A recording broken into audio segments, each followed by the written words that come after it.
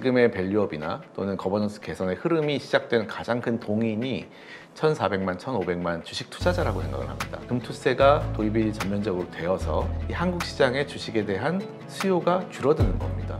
주식이 오르지 않으면 계속 자산을 잃는 상황이 될 것 같습니다.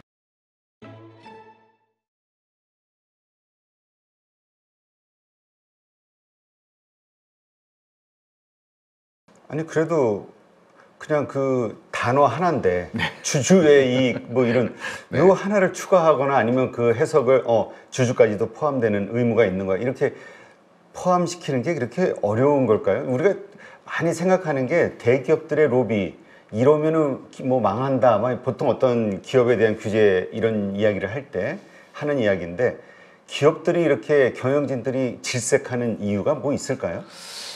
그 부분은 아마도 처음에 말씀드린 것처럼 지배주주와 일반주주 이해관계가 다르기 때문인 것 같습니다. 왜냐하면 지배주주의 입장에서는 주가가 오르는 것이 딱히 좋을 게 없을 수 있습니다.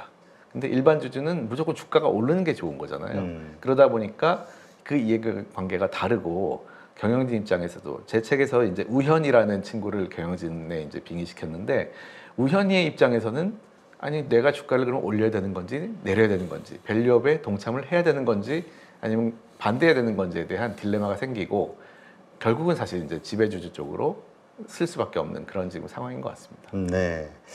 자, 회사법에는 3대 구멍이 있다고 표현을 하셨는데 이건 어떤 의미죠? 네. 사실 처음부터 그 단추를 제가 잘못 끼웠다고 말씀드렸는데 사실 한두 개는 아닙니다. 뭐 3개도 아니고 너무 많은 잘못 끼워진 지금 단추가 있는데 그 중에 너무 심각한 거 3개만 말씀을 드렸습니다.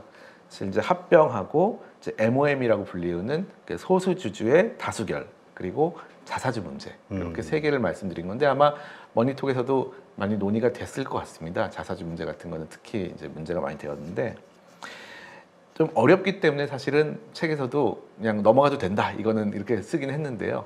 합병 문제는 쉽게 말씀드려가지고 뭐 삼성물산 제일모직 합병 때처럼 자산을 어떻게 같이 평가할 것이냐. 네, 평가 자체가 너무 지금 그냥 상장회사 같은 경우는 주가에 완전히 픽스되게 되어 있습니다.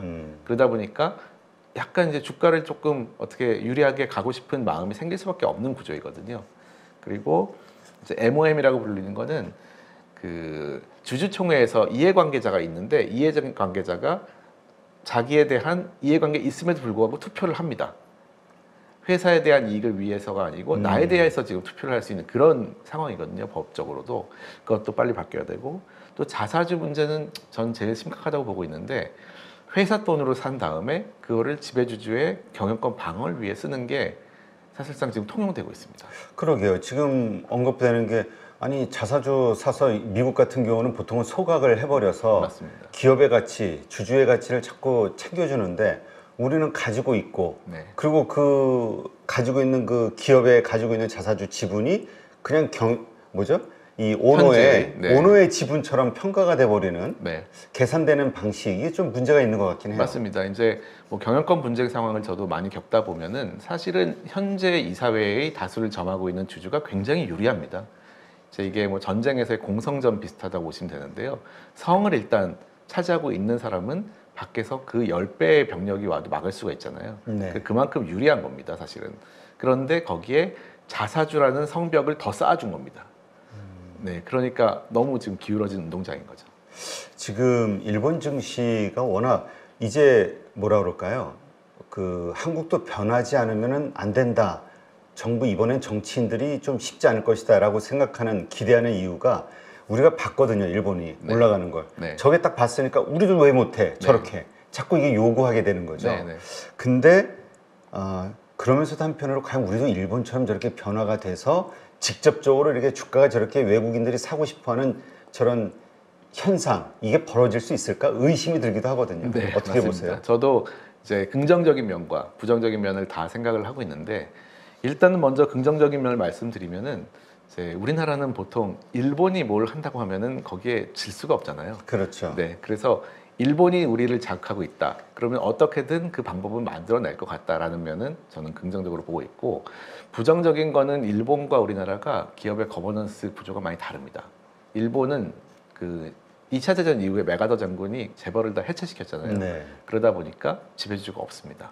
그래서 다 분산돼 있는 구조 하에서 왜 이렇게 그 일본식 밸류업을 했는지 보면은 너무 정체돼 있었던 겁니다. 뭐 상호주 또는 은행들이 다 지분을 갖고 있다 보니까 기업의 활력이 떨어진 면을 올리기 위해서 외국인 투자자를 넣은 그런 면이 있는데, 우리나라는 이제 지배주주가 있다, 이게 가장 큰 면이어서 좀 다른 해법을 찾아야 되는 상황인 것은 조금 더 오래 걸릴 수 있는 그런 면인 것 같습니다. 네. 그럼에도 불구하고 지금 일본 증시의 어떤 그 뭐라 그럴까요? 제도, 그다음에 우리의 어떤 지금 제도의 현상 비교를 해봤을 때 우리가 그래도 일본의 한 몇 퍼센트 정도 따라갔다고 볼 수 있을까요? 이제 기존에 저희도 이제 우리나라도 IMF를 겪으면서 많은 거버넌스 관련 제도가 들어왔습니다. 뭐 사회이사 제도랄지 여러 가지로 볼 때 제도 자체는 사실은 일본이랑 큰 차이는 없습니다. 그런데 이제 하나가 빠져 있는 것이 바로 그 주주에 대한 보호 의무는 없습니다. 근데 일본도 그 거버넌스 제도를 바꿀 때 가장 핵심적으로 했던 것이 이 사회가 주주에게 대해서 수탁자 의무가 있다, 책임이 있다라고 한 점이 가장 큰 변화였거든요. 그래서 우리도 그거를 먼저 만드는 것이 굉장히 중요하고, 그게 없다면 사실 점수로 보기에는 저는 절반 이상은 아직 따라가지 못했다, 이렇게 보이고, 나머지 굉장히 세세한 부분은 제도상으로는 비슷합니다. 자, 그러면 지금 이제 총선이 끝났어요. 사실 총선 때문에 표를 얻기 위해서라도 이렇게 과감하게 할 수밖에 없었다라는 게 이제 많은 그 사람들의 생각이었는데, 끝나고 나서도 이게 강력하게 지속이 될 것이냐, 이 개선이, 이 부분에 대해서는 어떻게 보세요? 저는 뭐 단기적으로는 이제 밸류업이라는 것이 일단 어떤 뭐 키워드나 아니면 뭐 테마처럼 생각이 되고 있는데, 뭐 일단은 이걸로 한번 큰 파장이 일었다는 것 자체는 긍정적으로 보고 있습니다. 그런데 사실은 이 기업 거버넌스라는 것은 단기 테마는 아니잖아요. 기업의 중장기적인 면이고 좀 지속 가능성에 관련된 ESG 중에 이제 G잖아요. 그래서 이것이 뭐 지금 당장은 약간 힘을 잃을 수도 있을 것 같지만, 뭐 내년, 후년 또는 5년 후를 본다면은 분명히 달라져 있을 것이다. 그래서 중장기 투자하시는 분들에게는 좋은 이슈다라고 생각을 하고 있습니다. 아마 이것이 말씀하신 대로 그렇게 변하게 된다면 지금 주식을 선택하는 기준도 많이 달라질 것 같기는 한데요. 네네. 네. 근데 또 오랫동안 보유하고 있을 때 그 세제 혜택을 주는 뭐 장기 투자를 위한 파격적인 어떤 제도, 이런 것도 이제 우리 지금 계속 요구가 되고 있잖아요. 네, 맞습니다. 지금 정부 분위기는 어떻습니까? 이제 뭐 가장 중요한 것이 이제 금투세 부분일 것 같은데, 뭐 저희도 주변에서 보면은 이 금투세를 해야, 왜 이 주주 보호가 안 되는데 금투세를 갑자기 또 도입을 해가지고 사실 돈이 다 해외로 빠져나가게 만드느냐라는 비판이 굉장히 많습니다. 저도 상당 부분 거기 동감을 하고 있고, 이 세금 부분에 대해서는 저도 개인적인 아이디어로는 이제 부동산도 장기 보유 특례가 있잖아요, 양도세. 네. 왜 주식은 없느냐? 주식도 오래 갖고 있는 분들은 세금을 좀 깎아줘야 되는 거 아니냐라는 얘기를 하고 있고, 주변에 많이 말씀을 드리고 있습니다. 지금 말씀하신 금투세와 관련해서 지금 논쟁이 상당히 심각한데, 글쎄요, 소득이 있는 곳에 세금이 있다, 뭐 단순하게 말하면 맞는 말이긴 한데, 근데 이제 제일 걱정하는 건 그것이 적용됐을 경우 이제 그 해당되는 5천만 원 이상 돈을 버는 사람들이 얼마나 될 것이냐. 네. 단순히 이렇게 생각하면 별거 아닌데, 네.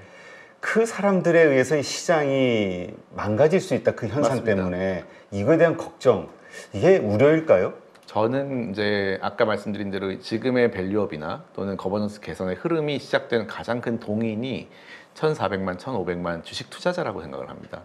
그래서 뭐 정치인들도 표를 의식하기 때문에 정책을 만들고 있는 거고, 그런데 만약에 이제 금투세가 도입이 전면적으로 되어서 이제 거액 투자자들이 상당한 포트폴리오를 변경할 가능성이 있잖아요. 그렇죠. 네, 그러면 뭐 전체적으로 볼 때 너무 자명한 것은 이 한국 시장의 주식에 대한 수요가 줄어드는 겁니다. 그러면 줄어들면 당연히 어떤 주식시장 상승에 좀 제한이 걸릴 수가 있고, 그렇다면은 일반 투자자 입장에서도 상승이 잘 안 되는 주식에 대해서는 이탈할 수가 있고, 그렇다면 이 개인 투자자의 붐이 꺼질 가능성도 있습니다. 그렇다면은 또 기업 거버넌스에 대한 개혁 의지도 약해질 수 있는 거겠죠. 그런 악순환이 굉장히 걱정은 됩니다. 네. 지금 금투세와 관련해서 정치권 분위기는 어떻습니까? 지금은 그냥 시행이 되는 걸로 좀 이미 뭐 분위기가... 법을 만들어놨기 때문에 네. 어떻게 이제 유예만 계속 할 수 있는 그런 상황이잖아요. 그래서 이제 소득이 있는 곳에 세금이 왜 없느냐라는 이 원론적인 얘기를 이제 좀 그만 좀 하고, 제 생각에는 지금까지 없었던 것을 만드는 데 대한 충격, 이 충격이 어느 정도 될 것인가에 대한 좀 구체적인 논의가 이루어졌으면 좋겠다라는 생각이 있고요. 그렇다면은 상당 부분 굉장히 천천히 도입이 되든지 이 충격을 완화하는 방향으로 논의가 이루어진다고 생각합니다. 근데 하여튼 저희도 이렇게 많은 분들 직접적인 투자를 하시는 분들 이렇게 얘기를 들어보면은 금투세 오면은 왜 굳이 여기에서 해야 될 것이냐, 미국 증시가 훨씬 쉽고 수익도 더 좋은데 네, 이런 얘기들 많이 하거든요. 그럼 상당히 심상치 않은 것 같은데 맞습니다. 여기에 대한 부작용 이거에 대해서는 지금 전혀 고려가 지금 되는 움직임이 없나요? 좀 그런 게 잘 안 보이는 게 너무 아쉽고. 이 의원 이거 원칙만 얘기하는 분들이 투자를 안 해봐서 그런 거 저는 같다는. 그 굉장히 중요하다고 생각하는 것이, 저도 어디 가서 강의를 할 때 먼저 주식 계좌가 있는지부터 확인합니다. 주식 계좌가 있고 본인의 돈이 들어가야지만 이 모든 걸 이해할 수 있다라고 생각을 하는데, 의원님들이나 보좌관님들이 투자를 많이 안 하시는 분입니다. 네. 아니, 한국에서 정치인들이 그 주식 투자한다 그러면 예전에 물론 안 좋았던 네. 그 기록도 있긴 합니다만은 지금은 또 그런 시대가 아니니까. 네. 그 문제는 내가 부정한 방식으로 정보를 취득하거나 그걸 활용해서 네. 할 경우 권위를 이용해서 네네. 이게 일반 투자, 오히려 주식 투자로 돈을 많이 벌었다 그러면 이게 상당히 경제에 대해서도 해박하고 네. 이 능력자로 맞습니다. 미국처럼 인정해주는. 네네. 거기 보면 그 장관이 됐든 뭐 이런 사람들 보면은 전부 증권사 쪽 네. 인물들이 많잖아요. 네네. 이 주식 경험이 없는 분들이 이 주식이나 아니면 금융과 관련된 법을 이렇게 끼어드는 거는 좀 막아야 될 것 같다는 생각이 드는. 일단은 많은 분들이 뭐 예를 들어서 뭐 이 자본시장법 관련된 의원님들이나 보좌관님들은 뭐 강제로라도 주식계좌 하나씩 터주는 게 어떨까 아니, 싶습니다. 네. 트는 게 문제가 아니라 돈을 넣어야 돼. 최소한 1년 이상 거래를 실질적으로 해보고 네네네. 시장에 대한 이해를 하는 상태에서 해야 되는데 네. 참 아쉽습니다. 네. 근데 어쨌건 지금 뭐 별다른 움직임이 없다고 하면은 이제 시행이 되는 것으로 봐야 되는. 네, 좀 기다려 봐야 될 텐데 뭐 이제 유예나 좀 완화하는 방법이 나오기를 기대하고 있습니다. 네. 하여튼 이 부분은 다시 한번 좀 고민을 해야 될 것 같습니다. 불안한 거는 또 이 선거가 끝나가지고 근데 또 이 또 다음 대선이 있기 때문에 근데 좀 시간이 있죠. 하여튼 이런 거 상관없이 이게 참 유기적으로 좀 살아서 움직여야 되는데 좀 걱정이 되긴 합니다. 네, 주식 시장. 자, 일본 주식처럼 한국도 따라갈 수 있을 거라 이렇게 보시나요? 네, 저는 거기에 대해서는 좀 많이 낙관론인데, 왜냐하면 이제 저희 비슷한 얘기를 했었던 10년, 20년 전하고 지금의 다른 점이 있습니다. 지금은 주식 투자자도 늘었지만은 한국이 이제 자타공인 선진국이 됐습니다. 이제 지금에 있는 20대들, 10대들은 선진국에서 태어난 친구들이거든요. 근데 선진국의 언어가 자본시장만 다릅니다.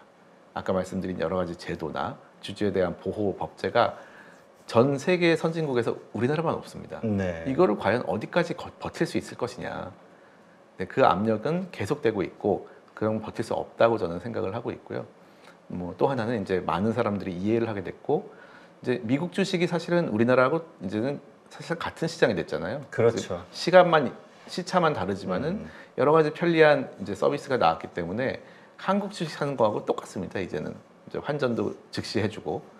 그래서 이 상황을 뭐 정치인들이나 정부가 오래 버티지는 못할 것이다라고 생각을 하고 있습니다. 네.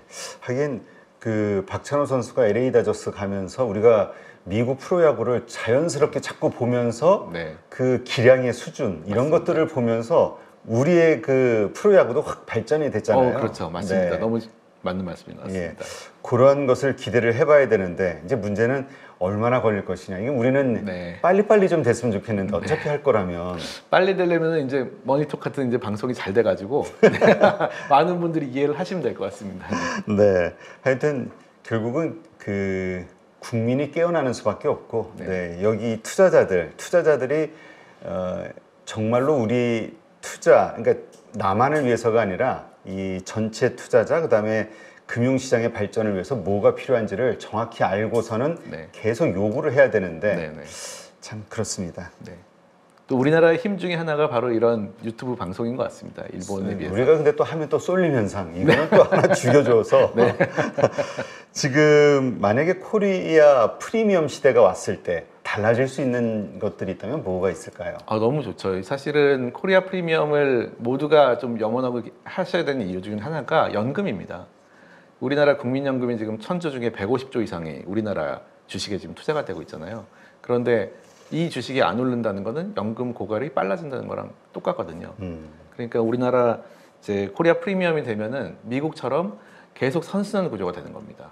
이제 연금에 필요한, 노후에 필요한 자금을 주식에 넣고 주가가 오르고 또 노후에도 그 돈으로 생활할 수 있고, 이런 미국 증시에서 볼 수 있는 선순환 구조가 한국에서도 계속 될 걸로 보이고, 선진국이 계속 될수록 이제 금융시장이 커질 수밖에 없습니다. 뭐 제조업은 어떻게 보면 한계가 있는 것이고, 금융시장을 통해 가지고 더더욱 국민소득이 늘어나는 그런 효과가 있을 거라 생각하고 있습니다. 네, 사실 그 지금 부동산 시장 워낙 이제 지금 많이 올랐기 때문에 다들 집 사는 걸 포기하는 사람들도 늘고 있다고 하니까 네. 이 주식을 통해서 부자가 될 수 있는 세상, 그것이 이제 결국 열심히 일을 하다 보면은 내 연금을 통해서 네. 은퇴했을 무렵에는 걱정 없이 살 수 있는 세상이 네. 와야 되는데 네. 이론적으로는 네, 네. 지금으로서는 말이 안 되죠. 그게 네, 쉽지가 않죠. 지금처럼 이제 주가가 계속 답보호 상태인 경우에는 되지 않을 것 같고, 이제 최근에는 미국도 사실은 금리를 이제 인하하지 않는 쪽으로 가는 상황이잖아요. 그러면은 이제 기본적인 인플레이율이 굉장히 더 높아진다는 뜻이 됩니다. 그렇죠. 그러면은 가만히 있으면 제 돈은 점점점 작아지는 경우가 되는 거거든요. 이제는 주식이 오르지 않으면은 그냥 돈을 벌지 못하는 것이 아니라 계속 자산을 잃는 상황이 될 것 같습니다. 자, 진짜 코리아 프리미엄 시대, 그냥 단순한 투자자 이것만이 아니라 지금 돈을 벌 수 있다, 주가가 재평가를 받을 수 있다 이것만이 아니라 따지고 보니까 결국에는 그 우리 연금 생활자들의 연금 자산이 증가할 수도 있다. 네. 근데 그거와 관련해서 이런 또 질문이 생기네요. 이 국민연금의 해외 투자 비율이 계속 증가하고 있죠. 국내는 줄어들고. 네. 거기에 논리가 아니 안정적인 수급을 위해서는 세계로 가야 돼. 뭐 이런 논리인데 네. 이것도 바뀌어야 되는 거 아닌가요? 만약에 이 코리아 프리미엄 시대가 온다고 우리 지금 헐값에 외국 그 투자자들에게 다 넘겼다가 네. 나중에 프리미엄 시대가 왔을 때 우리가 다시 비싸게 사야 되는 거잖아요. 네, 그렇습니다. 네, 너무 참 듣기만 해도 안타까운 상황인데요. 뭐 연금 입장에서는 또 자산을 운용하시는 분들이기 때문에 수익률이 높은 쪽이 있는데 수익률이 낮은 쪽을 너무 많이 투자할 수도 또 없는 상황이지 않겠습니까? 그리고 또 이제 국내 주식 투자는 수익률뿐만 아니라 나중에 또 이제 팔 때 문제도 분명히 있습니다. 그렇죠. 네, 나중에 팔게 됐을 때 너무 시장에 충격을 줄 수 있기 때문에 참 고민되는 부분입니다. 그래도 국민연금이 실제 일단 더 늘리지 않아도 가지고 있는 것만 해도 더 늘어나는 게 좋기 때문에 일단은 코리아 프리미엄 시대가 빨리 와야 될 것 같습니다. 네. 그 올해를 코리아 프리미엄 시대의 원년이다 이렇게 보시는 것 같아요. 책을 네. 보니까 네. 뭐 특별한 이유가 있을까요? 사실 이제 제가 그 전에 책을 썼을 때는 이렇게 빨리 세간의 이목을 받을 줄 몰랐습니다. 이런 기업 거버넌스 개선의 움직임이. 근데 올해 어떤 정치권에서 밸류업이라는 키워드로 많은 분들이 인식을 하게 됐기 때문에 이 힘은 아마도 뭐 3년, 5년 후에는 굉장히 크게 발휘되고 있을 거다라고 생각을 하고 있고요. 그래서 이제 올해를 원년이다라고 생각을 하고 있습니다. 사실 금융은 자신감에서 모든 게 비롯된다고 하는데 정말 이 말씀하신 이 프리미엄 시대가 온다. 지금의 그 밸류업 프로그램이 시작에 불과하고 결국은 계속 좋아지면서 일본처럼 완성이 될 것이다라고 믿는다면은 지금 그와 관련된 어떤 주식들 자신감 있게 사서 들고 갈 수 있는 오래 가져가는 네. 이러한 투자자들이 성공할 수 있는 세상이 올 수도 있다라는 얘기인데. 네. 네. 올 겁니다. 네. 네, 알겠습니다. 워낙 이 한국은 이 유동성의 부족이라고 이유를 잡아야 될까요? 오르면 빨리 올랐을 때 누가 먼저 눈치 보고 빨리 파냐.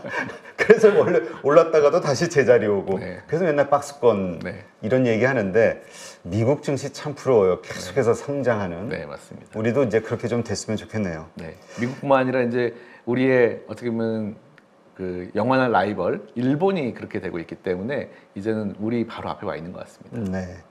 이번에는 다득표다 이런 말씀을 책에서 하셨는데 이건 어떤 의미죠? 네, 제가 지난 책에서 이제 총주주라는 그 키워드를 가지고 상법 개정을 말씀을 드렸는데 뭐 박주민 의원께서 그걸 그대로 갖다가 이제 총주주 의안을 쓰셨더라고요. 그래서 저도 그때 감동을 받았고 그래서 이번에도 이런 어떤 기업 거버넌스 관련된 쉽게 이해하실 수 있는 키워드가 뭐가 없을까 해가지고 하나 말씀드린 게 이제 다득표인데요. 처음에 말씀드린 것처럼 우리나라의 이사회는 30% 정도 되는 지배주주가 대부분의 이사를 선임을 하고 있습니다. 뭐 대부분이 아니라 거의 100%죠. 근데 이게 좀 그 제도에 문제가 있습니다. 보통 한 소수주주도 한 명의 이사 정도는 넣을 수 있어야 되는데 그걸 위한 제도가 집중투표제라는 게 있습니다. 네. 많은 분들이 이제 아시는 분들도 있을 텐데요. 집중투표제는 조금 근데 어렵습니다. 혹시 집중투표제가 어떻게 작동하는지 잘 제가 용어는 여러 번 들었습니다만 저도 네. 명확하게 네. 이해는 못하고 있어요. 그렇죠. 왜냐하면 이 방법이 우리가 어릴 때부터 초등학교에서 뭐 회장을 뽑든지 누굴 뽑을 때 쓰던 방식이 아닙니다. 뭐 간단히 설명을 드리면은 이사를 3명을 뽑으면은 3표를 드립니다. 뭐 이제 제가 100주를 가지고 있으면 300표를 드리는 거죠. 그렇죠. 300표를 드리면은 한 명한테 300표를 몰아줄 수 있는 게 집중투표제입니다. 나의 지분이 나머지는 포기하더라도 한 명에만 몰아주겠다. 이게 집중투표. 이사회 중에 이사를 뽑을 때입니다. 이사를 뽑을 때 네, 이사를 주주가 뽑을 때 3명을 동시에 뽑는다면은 그 3명이기 때문에 저의 주식을 3배로 표를 줍니다. 그 다음에 한 명한테 몰아준다. 그러면 저의 지분율이 3배로 그러니까 증가하는 소액주주의 그 요구를 더 높이 계산해 주는 방식이다. 맞습니다. 그래서 한 명이라도 이게 지분율이 낮더라도 한 명에 모두가 몰리면은 이길 수 있잖아요. 그렇다면 그 집중 투표제가 통과됐다고 했을 때, 있다고 했을 때 우리 소액주주를 이 집중 투표다 이렇게 뭔가 네. 그걸 어떻게 인정을 하죠? 네. 집중투표제가 이제 정관에 반영되어 있는 회사는 이번에 우리가 집중투표한다 이렇게 공시를 하게 됩니다. 그러면 그 이사들 후보들 가운데서 이 소액주주를 대변할 수 있는 이사 이건 어떻게 구분을 하죠? 이제 보통 이럴 경우에 경영권 분쟁이나 또는 한 명의 이사를 선임하기 위한 캠페인이 많이 이루어지고요. 이제 일반적으로 어떤 경영의 이슈가 있을 때 이것이 적용이 되나 평소가 아니라 평소에도 할 수 있습니다. 그래서 최근에는 이제 기관들이 많이 그런 캠페인을 하게 되고 이분이 바로 이런 일반 주주를 대변하실 분이다라고 이제 딱 모이게 되면은 그분들에게 표가 집중되는 그런 현상이 최근 몇 개 있습니다. 그렇군요. 근데 이제 이런 집중투표제가 지금 이렇게 길게 설명을 해야 될 정도로 좀 어렵습니다. 그렇죠. 왜냐하면 우리가 경험이 없어서 별로. 맞습니다. 그리고 집중투표제라는 것이 정관에서 안 하겠다 해버리면 그냥 안 할 수 있는 제도입니다. 그래서 우리나라의 상장회사는 지금 한 10개 정도만 집중투표제가 도입이 돼 있습니다. 그래서 이거를 첫 번째로는 물론 이거를 의무화시키면 좋은데 다득표라는 건 그냥 만약에 우리가 3명을 뽑는데 후보가 5명이 나왔어요. 그러면 그냥 내가 좋아하는 사람한테 투표를 계속 했을 때 상위에서부터 1등, 2등, 3등이 뽑히고 4등, 5등은 안 뽑히는 그런 구조로 지금까지 저희는 선거를 해왔잖아요. 그냥 그걸 하자는 겁니다. 그리고 미국이나 다른 나라에서는 이런 다득표제가 원칙입니다. 네, 알겠습니다. 하여튼 우리 밸류업 프로그램 계속해서 이제 뭔가 해외 사례들을 자꾸 이제 조사하면서 우리에게 맞는 방식을 적용하려고 노력을 하겠죠. 정부 당국에서도 하여튼 결론은 결국 우리 금융시장이 커지고 건전화되고 계속해서 성장할 수 있는 큰 그림을 그려줘야 되는데, 맞습니다. 예, 아직까지는 참 반반입니다만 어쨌건 코리아 프리미엄 시대 오는 것을 거부할 분은 없죠. 전부 기대하고 있으니까 잘 되기를 기대하고 또 응원하겠습니다. 저도 기대하는 마음으로 책의 제목을 써봤습니다. 자, 코리아 프리미엄 시대가 온다. 저자시죠? 천준범 변호사님이라고 해야 돼요? 이제 대표님이라고 해야 돼요? 둘 다 맞습니다. 네, 대표님과 함께했습니다. 고맙습니다. 감사합니다.